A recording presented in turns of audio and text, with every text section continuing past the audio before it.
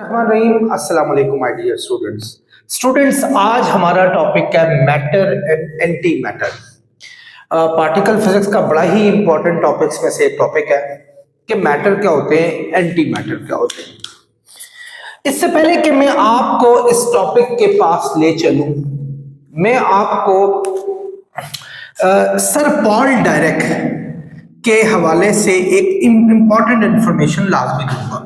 Paul direct ये एक बड़े ही मशहूर क्वांटम फिजिक्स के बड़े को one of the fathers of quantum physics कहा जाता है। इन्होंने बड़ी अच्छी रिसर्चेस की हैं। इन्होंने 1928 में हाई स्पीड इलेक्ट्रॉन पे रिसर्च करनी शुरू की। हाई स्पीड इलेक्ट्रॉन जब चल रहे हैं उन पे उन्होंने तफसीली तौर पे रिसर्च करनी शुरू की। इन्होंने इलेक्ट्रॉन के जो मूवमेंट थी उसकी एनर्जी का एक फॉर्मूला निकाला। वो था, लेकिन उसको मैं डिराइव करके बताता हूं, ज्यादा बेहतर रहेगा कि आपने अक्सर औकात एनर्जी का जो एक फॉर्मूला है काइनेटिक एनर्जी का, वो पढ़ा हुआ है। वो होता है हाफ mv²। ये पढ़ा हुआ है, तो ये नंबर 1 कर लेते हैं। और आपने एक मोमेंटम का फार्मूला भी पढ़ा है। हर वो चीज जिसमें स्पीड अप्लाई हो जाए वो बॉडी मोमेंटम रखती है, ऑब्वियसली अगर उस बॉडी का मास है तो। ठीक है, तो मोमेंटम हमारे पास किसके इक्वल होता है? mv के इक्वल होता है। अगर मैं यहां से v की वैल्यू को उठा लूं तो ये हो जाएगा p/m, और ये इस v की वैल्यू को मैं उठाकर इसमें सब्स्टिट्यूट कर लूं तो एनर्जी का फॉर्मूला हमारे पास हो जाएगा हाफ mp/m का स्क्वायर। ये हो जाएगा। तो अगर मैं इसको फर्दर सॉल्व करूं 1/2mp²/m² आ जाएगा। ये m उसके स्क्वायर से कैंसिल हुआ। यूं स्टूडेंट्स एनर्जी का ये फॉर्मूला p²/2m आएगा। ये फॉर्मूला पॉल डायरेक ने 1928 में दिया कि हर वो इलेक्ट्रॉन या बॉडीज जो मूव करती हैं उनकी जो एनर्जी होती है दैट इज p²/2m होती है। ये उन्होंने फॉर्मूला निकाला। मजीद इसके बाद जब वो मजीद क्वांटम फिजिक्स में गए और स्पेशल थ्योरी ऑफ रिलेटिविटी को भी उन्होंने सामने लाया, तो उन्होंने मजीद एनर्जी का फॉर्मूला जो है वो इसको इंप्रूव किया। वो था m² c4 plus p² c²। ये फॉर्मूला उसका स्क्वायर रूट भी प्लस या माइनस में दिया। डियर स्टूडेंट्स, इस एनर्जी के फॉर्मूले में ये एक्चुअली वही एनर्जी का फॉर्मूला है जो आपने एल्बर्ट आइंस्टाइन की मास एनर्जी इक्वेशन में पढ़ा था। एल्बर्ट आइंस्टाइन की मास एनर्जी इक्वेशन थी एक्चुअली m = mc²। एक्चुअली ये वही हमारे पास फॉर्मूला है, लेकिन एल्बर्ट आइंस्टाइन में आपके पास बॉडी का जो स्पीड है वो 0 होनी चाहिए। तो वो जो बॉडी एक रेस्ट मास की शक्ल में होती है उसकी एनर्जी जो है वो mc² के इक्वल होती है। अगर उसके मास को हम टोटल एनर्जी में शिफ्ट कर लें दैट वुड बी mc², वो इसके इक्वल होगा। लेकिन अगर बॉडी मूव कर रही हो तो ये फॉर्मूला बनता है। अब आप देखें, फर्ज करें एक इलेक्ट्रॉन आपका मूव कर रहा है तो उसकी एनर्जी का फॉर्मूला ये आएगा। लेकिन अगर इलेक्ट्रॉन जो है वो रेस्ट की हालत में है तो उसकी स्पीड 0 हो जाएगी। और अगर मैं इस 0 स्पीड को, ये देखें गौर से, ये वाला जो p है, p किसके इक्वल होता है स्टूडेंट्स? mv के इक्वल होता है। अगर मैं v की वैल्यू 0 लगा लूं तो मोमेंटम मेरे पास क्या आ जाएगा? बिल्कुल 0 आ जाएगा। तो इसका मतलब है अगर v 0 हो तो मोमेंटम 0 होता है। तो मैं इस जगह पर अगर 0 वैल्यू लगा दूं 0c², तो ये टोटल आंसर हमारे पास क्या आ जाएगा स्टूडेंट्स? 0 आ जाएगा। तो एनर्जी का फॉर्मूला हमारे पास plus minus square root of m² c4 में आ जाएगा। और अगर मैं इसका स्क्वायर रूट फाइंड करता हूं तो ये E = mc² आएगा, वही चीज जो एल्बर्ट आइंस्टाइन ने दी थी। सो एक्चुअली ये फॉर्मूला वही है, लेकिन इस फॉर्मूला में आपके पास बॉडी की एनर्जी में उसकी स्पीड वाली एनर्जी भी शामिल हो जाती है जो कि p² c² के इक्वल होती है, उसकी एडिशन के इक्वल होती है। तो ये रेस्ट मास में ये आएगा। डियर स्टूडेंट्स, पॉल डायरेक की इस एनर्जी में ये प्लस और माइनस का ताल्लुक क्या था? ये बड़ा गौर तलब है और समझने वाली बात है। यानी देखें, आपकी एनर्जी जो है वो प्लस में भी आ रही है, माइनस में भी आ रही है। तो प्लस में कौन सी एनर्जी होती है और माइनस में कौन सी एनर्जी होती है, इसके बारे में डिस्कस करना बहुत इंपॉर्टेंट है। डियर स्टूडेंट्स, पॉल डायरेक्ट का कहना था कि एक्चुअली ये प्लस वाली एनर्जी, वैसे आमतौर पे जब भी एनर्जी निकाले, एनर्जी के फॉर्मूला आमतौर पे हम हमेशा आज तक पॉजिटिव फॉर्म में ही लेते रहे। जैसे एनर्जी के क्या फॉर्मूले थे? E is equal to mgh potential energy, E is equal to mc square ये लेस मास एनर्जी, या E is equal to half mv square kinetic energy, E is equal to fd work done वाली energy, यही पढ़ते रहे। इनमें न मास तो कभी भी हमारे पास नेगेटिव नहीं होता, और बाकी हाइट भी नेगेटिव नहीं होती, c भी नेगेटिव नहीं होता, v भी नेगेटिव नहीं होता। तो एक्चुअली हमारे पास एनर्जी हर वक्त पॉजिटिव फॉर्म में ही आती थी। लेकिन पॉल डायरेक्ट ने नेगेटिव कॉन्सेप्ट भी दिया। उन्होंने कहा कि ये जो पॉजिटिव फॉर्म की एनर्जी है that is for the matter, ये मैटर के लिए। यानी अगर E इज इक्वल टू जो plus m square c4 plus p square c square और E is equal to minus m square c4 plus p square c square, ये दो different energy के जो फॉर्मूलाज दिए, इनमें ये वाला जो फॉर्मूला था ये मैटर के लिए था, और जबकि ये फॉर्मूला जो था वो एक ऐसा पार्टिकल जो कि एंटी मैटर है, ये उसके लिए था। गो कि मैंने बड़ी तफसील से अपने पिछले लेक्चर में मैटर और एंटी मैटर के बारे में बताया है, लेकिन मैं चाहूंगा कि इसके हवाले से आपको यहां भी एक बात बताता चलूं। डियर स्टूडेंट्स, मैटर और एंटी मैटर ये एक फिनोमिना है। यानी आप समझ लें एक मिरर है जिसका एक रुख कोई और है, दूसरा रुख बिल्कुल उसी शक्ल का है, लेकिन एक्चुअली वो उसके बिल्कुल अपोजिट साइड पर है। यानी आप हमेशा जब भी मिरर देख रहे हो तो एक्चुअली आप उस साइड पे जा रहे होते हैं और वो वाली जो शक्ल है वो आपकी तरफ होती है। यानी एक्चुअली दो डिफरेंट साइड पे चीजें जो है वो मौजूद होती है। मैटर और एंटी मैटर को भी एक दूसरे को मिरर कहा जाता है, यानी ऐसे पार्टिकल जो मास में आपस में इक्वल हो। यानी अगर फर्ज करें इलेक्ट्रॉन की बात करते हैं, इलेक्ट्रॉन का मास कितना होता है? 9.11 मल्टीप्लाई 10 टू रेज़ पर -31 kg। तो इलेक्ट्रॉन का जो अपोजिट पार्टिकल यानी एंटी इलेक्ट्रॉन, जिसको पॉजिट्रॉन का नाम भी दिया गया, ये भी मैं आपको आगे जाकर बताऊंगा, वो कि मैंने अपने पिछले लेक्चर में भी इसको डिस्कस किया, तो उसका मास भी 9.11 मल्टीप्लाई 10 टू रेज़ पर -31 kg होगा। लेकिन फर्क यह है कि उसका चार्ज अगर पॉजिटिव है, नेगेटिव है, तो इसका चार्ज जो है हमारे पास पॉजिटिव होगा। पॉजिटिव ही की मुनासबत से उसका नाम पॉजिट्रॉन रखा गया था। मजीद स्टूडेंट्स, इसके कुछ क्वांटम और भी जो है वो थ्योरीज आपको बताती हैं कि मैटर और एंटी मैटर में क्या फर्क है। ये एग्जैक्टली एक दूसरे के अपोजिट होते हैं, मिरर होते हैं।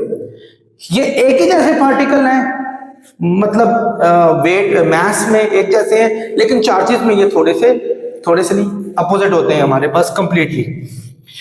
तो उन्होंने एनर्जी का ये फॉर्मूला मैटर के लिए और एनर्जी का ये फॉर्मूला जो है वो एंटी मैटर के लिए दिया था।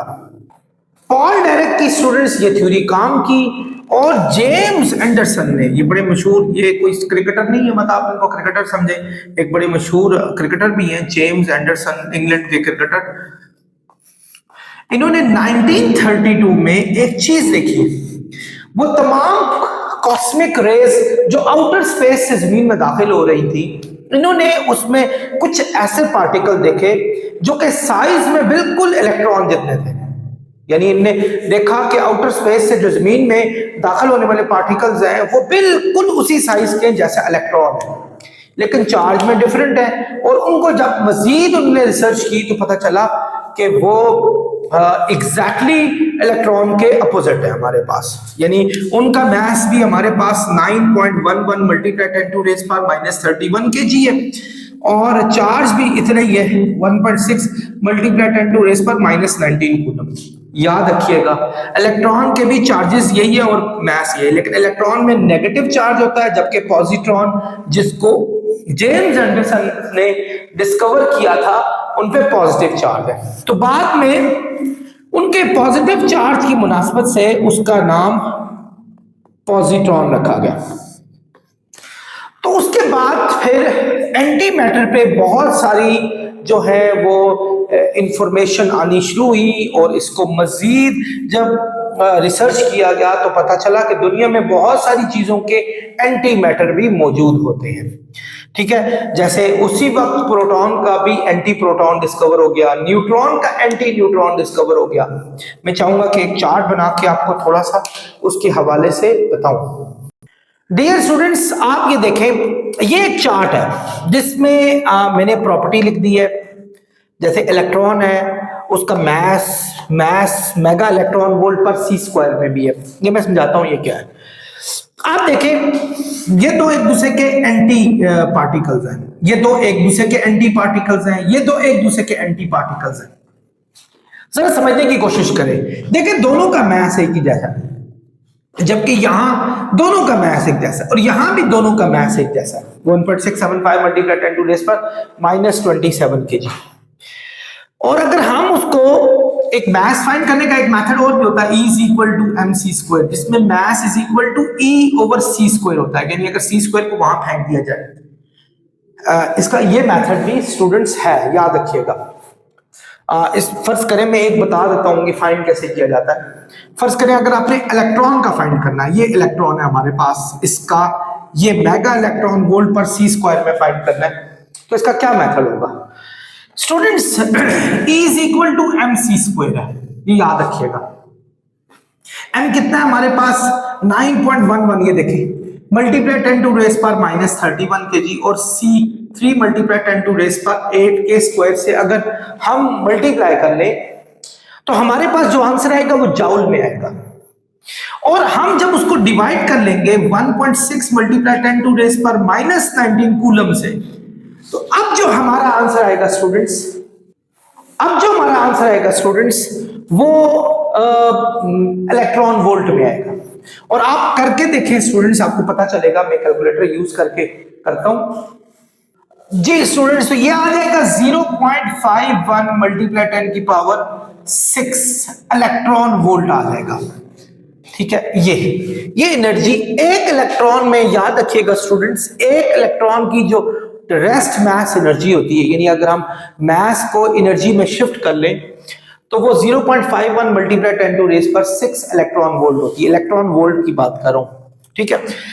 तो अगर फर्ज करो हमने मैस फाइंड करना है, एनर्जी हमारे पास इलेक्ट्रॉन की कितनी है स्टूडेंट्स? 0.51, 10 की पावर 6 को मेगा भी कहते हैं, मेगा इलेक्ट्रॉन वोल्ट, और ये पर c स्क्वायर है। तो मैथ आ जाएगा 0.51 मेगा इलेक्ट्रॉन वोल्ट पर c स्क्वायर, ये आ जाएगा हमारे पास।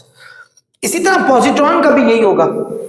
आप देखें, दोनों के मैस वही है, जबकि प्रोटॉन का देखें वो भी सेम है, न्यूट्रॉन का भी सेम है, प्रोटॉन और उसके एंटी पार्टिकल का, और न्यूट्रॉन और एंटी न्यूट्रॉन का भी हमारे पास सेम है। चार्ज में आप देखें, अगर ये चार्ज -1 है, -1 से मुराद हुआ -1 E, ऐसा मुझे यहां लिखना चाहिए था, E। एक E जो होता है स्टूडेंट्स, याद रखें, 1.6 मल्टीप्लाई 10 टू रेज़ पर -19 कूलम के इक्वल होता है।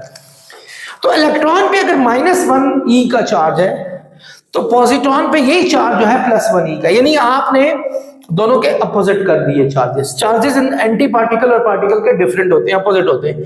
प्रोटॉन में भी ऐसे ही है और न्यूट्रॉन में भी ऐसे ही है, क्योंकि जीरो ना तो प्लस होता है ना माइनस होता है। स्पिन मूवमेंट इनकी हाफ इंटीग्रल है, ये आप आगे जाके क्वांटम फिजिक्स में पढ़ेंगे कि आप जब पार्टिकल्स की टाइप पढ़ेंगे, जिनमें बोसॉन्स और फर्मियॉन्स को पढ़ेंगे, तो जितने भी फर्मियॉन्स होते हैं उनका जो स्पिन होता है वो हाफ इंटीग्रल में होता है। इसके खास फार्मूला भी है, हाफ इंटीग्रल में होता है, यानी आपके ये तमाम हाफ इंटीग्रल में जो है ये स्पिन हो रहे हैं। लेकिन बोसॉन्स का ऐसा नहीं होता, बोसॉन्स का नेचुरल नंबर्स में होता है। खैर, आप आगे जाकर इसको बड़ी तफसील से पढ़ेंगे। फर्मियॉन से ही सबका ताल्लुक है, इन सबका फर्मियॉन से ताल्लुक है। तो स्टूडेंट्स, ये एक मैटर और एंटी मैटर का छोटा सा हमारे पास था जायजा। डियर स्टूडेंट्स, मैटर और एंटी मैटर जो है अब एक हकीकत का रूप धारते जा रहे हैं। अब हमें एक बात समझ आती जा रही है कि इस मैटर का कोई ना कोई एक अपोजिट चीज भी मौजूद है। ठीक ठीक है, और वो कितनी तादाद में मौजूद है, खैर इसके बारे में तो हम थोड़ी देर तक डिस्कस करेंगे। लेकिन रिलेटिविस्टिक हैवी आयन कोलाइडर में हीलियम 4 यानी He4 हीलियम 4 के बारे में आप लोगों ने पढ़ा हुआ है कि ये एक्चुअली हाइड्रोजन के बाद आमतौर पे एक बड़ा पार्टिकल है हमारे पास, जिसके हमारे पास 4 जिसके प्रोटॉन 2 होते हैं, न्यूट्रॉन भी 2 होते हैं, इलेक्ट्रॉन भी 2 होते हैं। ये नियरली 4 टाइम्स ऑफ हाइड्रोजन होता है। अगर 4 हाइड्रोजन को इकट्ठा कर लें तो उसका जो टोटल मास बनेगा तो वो नियरली हीलियम के इक्वल बनेगा। तो हीलियम जो है स्टूडेंट्स, उसका भी एक एंटी हीलियम फाइंड आउट हुआ है, जो कि अभी तक का सबसे हैवीएस्ट पार्टिकल है जो डिस्कवर हुआ है। हीलियम का एंटी हीलियम यानी एंटी हीलियम फाइंड हुआ है। अब एंटी हीलियम और हीलियम में क्या फर्क होगा? एग्जैक्टली ये बिल्कुल उसके रिवर्स होगा। जिस तरह हाइड्रोजन का एंटी पार्टिकल भी एक एंटी हाइड्रोजन हो सकता है। अब दोनों में फर्क क्या होगा? हालांकि दोनों के चार्जेस तो सेम है, यानी दोनों हमारे पास एक, अगर ये देखा जाए तो हाइड्रोजन और एंटी हाइड्रोजन जो है वो एक्चुअली दोनों हमारे पास चार्जलेस होते हैं, क्योंकि वो न्यूट्रल होते हैं। जितने प्रोटॉन है उतने ही न्यूट्रॉन है। तो एंटी हाइड्रोजन में या एंटी हीलियम में और उसमें क्या फर्क होगा? स्टूडेंट्स, हम हाइड्रोजन को देखते हैं। हाइड्रोजन के न्यूक्लियस में एक प्रोटॉन होता है, आप लोगों ने ये पढ़ा हुआ है, और उसके अब इधर इस साइड पर एक इलेक्ट्रॉन होता है हमारे पास, जो उसके ऑर्बिट में घूम रहा होता है। अब दोनों में फर्क क्या होगा? जो ये तो हमारे पास हाइड्रोजन है, जो कि एंटी हाइड्रोजन होगा, उसमें क्या होगा हमारे पास? उसमें एक सेंटर में एंटी प्रोटॉन होगा, एंटी प्रोटॉन, और वो भी एक होगा, वही तादाद होगी जो इसकी है। और यहां पॉजिट्रॉन होगा, इलेक्ट्रॉन नहीं होगा। यानी actually they both are same particles but with the different properties, यानी बिल्कुल प्रॉपर्टी डिफरेंट है। अब आप देखें, एंटी प्रोटॉन और प्रोटॉन दोनों का मास एक ही जैसा है, लेकिन चार्जेस डिफरेंट है। इस पे पॉजिटिव चार्ज, इस पे नेगेटिव चार्ज है हमारे पास, लेकिन इस पे इलेक्ट्रॉन है जिस पे नेगेटिव चार्ज है, लेकिन इसके गिर्द घूमने वाला जो होगा वो हमारे पास पॉजिट्रॉन होगा। एग्जैक्टली अपोजिट पार्टिकल, जो उसके सब एटॉमिक पार्टिकल है वो एग्जैक्टली अपोजिट होंगे हमारे पास। आई होप आपने थोड़ा मैटर और एंटी मैटर को समझ लिया होगा। डियर स्टूडेंट्स, ये एनी पॉल डायरेक्ट ने भी एक एनिहिलेशन ऑफ एटम्स का भी एक फिनोमिना बताया था। एनिहिलेशन क्या है? कि अगर एक मैटर को एक एंटी मैटर के साथ, यानी इन दोनों को आपस में जोड़ लिया जाए, तो ये दोनों एक दूसरे को डिस्ट्रॉय कर देते हैं और नतीजा में एक एनर्जी की फॉर्म में चेंज हो जाते हैं। अभी मैंने आपको एक चीज बताई थी, वो क्या थी? जैसे अभी मैंने कहा था कि इलेक्ट्रॉन जो होता है, इलेक्ट्रॉन की बात कर रहा हूं, चले मैं पूरा लिख लेता हूं। इलेक्ट्रॉन का जो मास है स्टूडेंट्स, वो कितना है? 9.11 मल्टीप्लाई 10 टू रेस पर -31 kg। ये हम लोगों ने इलेक्ट्रॉन का मास पढ़ा था। जबकि इसी का रिवर्स पार्टिकल जो है, अपोजिट पार्टिकल, वो पॉजिट्रॉन है, उसका मास भी हमारे पास यही है। अब दोनों के मास सेम है, दोनों का एनर्जी भी सेम है। आपको याद होगा, भी मैंने थोड़ी देर पहले बताया था, इसकी एनर्जी 0.51 मेगा इलेक्ट्रॉन वोल्ट होती है। इसकी एनर्जी भी स्टूडेंट्स 0.51 मेगा इलेक्ट्रॉन वोल्ट ही होगी। अगर मैं किसी तरीके से इलेक्ट्रॉन और पॉजिट्रॉन को जोड़ लूं तो ये दोनों एक दूसरे को डिस्ट्रॉय कर देंगे और आपके ये दोनों मास एनर्जी में शिफ्ट हो जाएंगे और टोटल एनर्जी हमारे पास इन दोनों को ऐड कर लें, वो 1.02 मेगा इलेक्ट्रॉन वोल्ट की फॉर्म में हमारे पास आ जाएगी। और हो सकता है वो गैमा फॉर्म में हमारे पास आए, क्योंकि गैमा की एनर्जी इतनी हाई होती है। सो स्टूडेंट्स, ये जो साइंटिस्ट है ना, ये सर पकड़ कर बैठे हुए कि क्या जब दुनिया की तख्लीक आज से तकरीबन 13.6 बिलियन ईयर्स पहले हुई थी, क्या ये हमारी उसमें हमारे पास मैटर के साथ एंटी मैटर भी आया था? अगर मैटर बनता है तो आमतौर पर कंजर्वेशन के लॉ को, यानी अगर कंजर्व लॉ देखा जाए, कंजर्वेशन के लॉ, तो उतनी फॉर्म में हमारे पास एंटी मैटर भी बनना ही चाहिए हर सूरत में। क्या मैटर के साथ एंटी मैटर भी इतना ज्यादा बना है?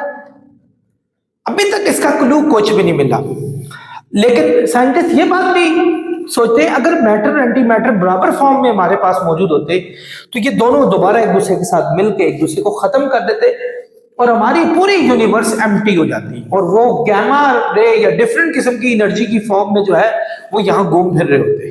लेकिन पार्टिकल हमारे पास कुछ भी ना होता तो आज हम यहां ना बैठे हुए होते। यानी इमेजिन करें कि फर्ज करें मैं हूं, मेरा ही एक साइज का एंटी आ जाए, अंजुम नाम है मेरा, एंटी अंजुम आ जाए तो we both embrace each other and as soon as we embrace each other we get vanished, हम गायब हो जाते हैं यहां से और एनर्जी की फॉर्म में यहां फिरते रहते हैं। तो इसका मतलब है ये स्पेस तो एम्प्टी होगी जो इसको मैंने कवर किया हुआ था, बिल्कुल इसी तरीके से। तो ये आपको जो इस वक्त पूरी दुनिया नजर आ रही है, पूरी कायनात जिसमें गैलेक्सीज नजर आ रही है जिनमें बिलियंस ऑफ स्टार्स हैं, फिर उनके अंदर स्टार्स भी मौजूद है बिलियंस ऑफ स्टार्स, फिर प्लैनेट्स भी मौजूद है, फिर डॉर्फ प्लैनेट्स भी मौजूद है, मून्स हैं, डॉर्फ मून्स, एस्ट्रॉइड्स, ये दुनिया का जो सारा निजाम हमारे पास मौजूद है ये सब का सब मैटर के साथ मौजूद है, एंटी मैटर के साथ नहीं है। अगर एंटी मैटर इनके साथ होते तो ऑब्वियसली वो इसको डिस्ट्रॉय कर गए होते हमारे पास। Asymmetry of matter and antimatter, यानी मैटर और एंटी मैटर का गैर तवाज़न होना, ये क्या है स्टूडेंट्स? वैसे मैं ऑलरेडी ये बात बता भी चुका हूं आपको कि इस दुनिया में, इस कायनात में अगर आप देखा जाए, ये जो हमारे स्टार्स हैं, हमारी गैलेक्सीज हैं, हमारी जमीन हो गई, ये जो हमें चीजें, आप हो गए, हम हो गए, ये दुनिया का सारा मैटर जो है ये हमें नजर आ रहा है। This is just because of matter, ठीक है, ये मैटर की वजह से ही मुमकिन है। क्या इस दुनिया में एंटी मैटर मौजूद है? क्या वो इक्वल अमाउंट में मौजूद है? साइंटिस्ट आज तक इस बात के तजस्सुस में रहे हैं, लेकिन मैं चाहूंगा कि मैं आपको इनको समझाने के लिए पहले आपको सीपी सिमेट्री का भी थोड़ा सा कॉन्सेप्ट आपको बताऊं। स्टूडेंट, सीपी सिमेट्री से पहले सी सिमेट्री क्या चीज है, जिसको चार्ज कॉन्जुगेशन सिमेट्री भी कहा जाता है। This symmetry transforms a particle into corresponding antiparticle, as I told you before, कि जैसे इलेक्ट्रॉन को पॉजिट्रॉन में चेंज करना, यानी एक ऐसी सिमेट्री जिसमें एक पार्टिकल को हम दूसरे एक ही जैसे एंटी पार्टिकल में चेंज करते हैं, that is called C for charge. सिर्फ फर्क क्या होता है कि नेगेटिव चार्ज से हमारा पॉजिटिव चार्ज की तरफ बात चली जाती है। पी सिमेट्री, पी कहते होते हैं पैरिटी को, यानी आपके पास जो भी पार्टिकल बना नया, जैसे एक इलेक्ट्रॉन था, आपके पास दूसरा कौन सा था? पॉजिट्रॉन था। इलेक्ट्रॉन और पॉजिट्रॉन में क्या फर्क है? एक तो चार्जेस का फर्क है, दूसरा ये दोनों एक दूसरे के मिरर ऑब्जेक्ट है, यानी बिल्कुल एक दूसरे का रिफ्लेक्शन है। बट एक दूसरे के अगर इनको करीब ला के इनको जोड़ दिया जाए, they will annihilate each other, एक दूसरे को खत्म कर देंगे, यानी भस्म कर देंगे ये एक दूसरे को। सो ये इसको पी सिमेट्री कहा जाता है। सो अगर हम इसको सीपी सिमेट्री में ले जाएं, सीपी सिमेट्री क्या चीज होती है? सीपी सिमेट्री कहते होते हैं, यानी दोनों को कंबाइन कर लें, एक ऐसी सिमेट्री जिसमें एक पार्टिकल को उसके कोरेस्पॉन्डिंग एंटी पार्टिकल में जो कि डिफरेंट चार्ज में लेकर जाया जाए और वो उसका मिरर पार्टिकल हमारे पास होना चाहिए। डियर स्टूडेंट्स, अगर हम इन थ्योरीज को पढ़ें तो उनके बाद हम इस बात पे आते हैं कि जब दुनिया में, इस कायनात में आज से नियरली 13.6 या 7 ईयर्स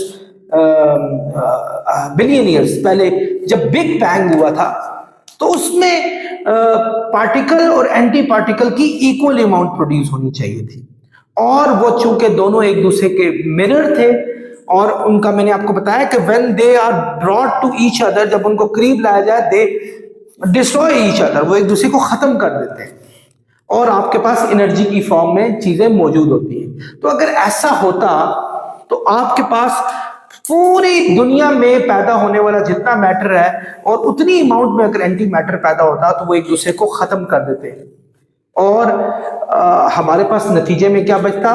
बिल्कुल जीरो, कुछ भी ना बचता, बल्कि एक एम्प्टी स्पेस होती जिसमें एनर्जी ही एनर्जी होती। ऐसा क्यों है? इसकी रीजन है सीपी वायोलेशन। सीपी वायोलेशन, ये सीपी वायोलेशन क्या चीज है? सी का तो नाम मैंने अभी बताया था आपको, चार्ज, पी पैरिटी, यानी इनकी वायोलेशन हमारे पास हुई।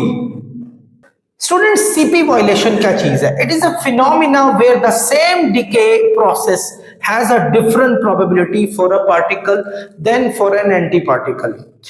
कभी आपने सोचा कि अगर पार्टिकल और एंटी पार्टिकल इक्वल अमाउंट में होते तो वो एक दूसरे को एनिहिलेट करके एक दूसरे को खत्म कर देते और हमारे पास पूरी यूनिवर्स एम्प्टी हो जाती? ये क्यों नहीं है? यानी इसकी वजह सीपी वायोलेशन है। ये एक ऐसा फिनोमिना है जिसमें एक ही जैसा डिकेइंग प्रोसेस जब हमारे पास हो तो वो डिफरेंट किस्म की प्रोबेबिलिटीज देता है, यानी पार्टिकल की डिफरेंट और एंटी पार्टिकल की डिफरेंट देता है। कभी आप लोगों ने ये देखा कि हमारी जो कायनात है स्टूडेंट्स, इसमें जो पार्टिकल हमारा है उसमें एक एटम का जो न्यूक्लियस है उसमें दो किस्म की फोर्सेस होती हैं। नंबर एक strong nuclear force, strong nuclear force, और एक होती है हमारे पास वीक न्यूक्लियर फोर्स। ये स्ट्रॉन्ग न्यूक्लियर फोर्स वो फोर्स होती है जिसने न्यूक्लियस को अंदर बाइंड करके रखा होता है, it does not allow the particle to go, यानी उसको बाइंड करके रखा होता है इसने। और जबकि वीक न्यूक्लियर फोर्स जो है ये एक्चुअली डिकेइंग प्रोसेस में मदद देती है।